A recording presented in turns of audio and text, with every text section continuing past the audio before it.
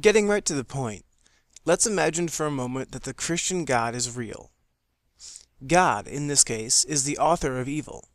He must be, at least indirectly, if we hold that he created everything.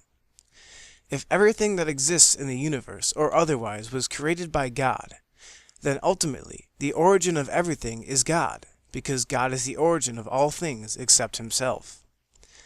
Therefore, if we consider any evil action done, and then follow the blame back farther and farther, all blame must inevitably end at God. However, Christians may disagree, but let's look at the subject from a different angle. Consider two different scenarios. In the first scenario, the Christian God exists, and in the other case, the Christian God does not exist. In the first scenario, God exists, as does the universe, the earth, and people, and therefore evil exists. In the second scenario, no God exists, and there is no universe because there was no God to create it, no earth, no people, and no evil. Given these two examples, we can safely say that without God's existence, evil wouldn't exist.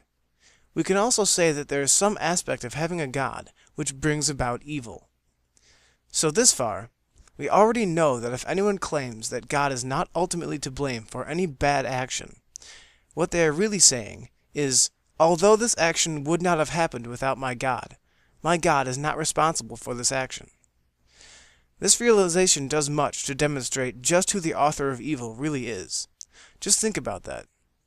Look at all the evil in the world, such as serial murderers and rapists, and ask yourself if these evildoers would even have been able to do evil without God making it possible. No matter how you shift or move the blame, it will all ultimately funnel down to the base of all things, God. To shift this burden off God is to say that God is not the eternal creator of something from nothing. Even if Christians say that it was by the sin of humankind that evil came into the world, and therefore God had nothing to do with it, a little thought on the subject exposes this claim as a silly argument. Would we have been able to choose evil if God hadn't even created us to begin with? Would we have chosen evil if God hadn't created the devil to begin with? No matter how you work this one, the ultimate culprit of all actions is God. With this settled, it's about time I mentioned some other relevant information. While knowing that God is the author of evil may be unsettling enough for many people, we soon find that the situation becomes even worse. This is because, again, assuming God exists and having revealed that he is the direct or indirect source of all evil in the world, he also knows what evil is going to happen, when it will happen, why it will happen, and how it will happen, and he is infinitely ready to destroy it in an instant.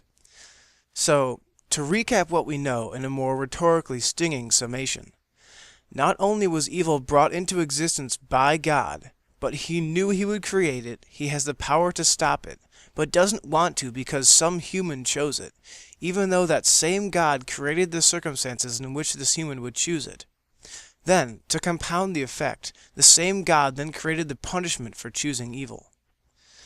So, basically, we as humans are in an eternal state of game over. It's a checkmate, cosmic style. We are the destined evildoers God knew he had created, doomed for our human faults which God created, and are headed to an eternal punishment which God created. And now that we know that God is the reason evil is in existence to begin with, we have a full, start-to-finish illustration of the faulty logic of existence in the Christian religion. To look at it another way, every single pitfall leading to eternal punishment, including eternal punishment itself, was created directly or indirectly by God. Personally, I would rather not even exist than know that thousands, if not millions or billions of other people are currently serving a prison sentence of torture which is endless. In fact, I would give up my entire existence, on earth or otherwise, just to save even a single person from such a fate. But what do we see God do? Far from improving the situation, he creates the potential for every human error, and then makes the punishment for every human error an eternity of hellfire. At this point, it doesn't take an especially ethical person to retch at the system of justice set up by the Christian God.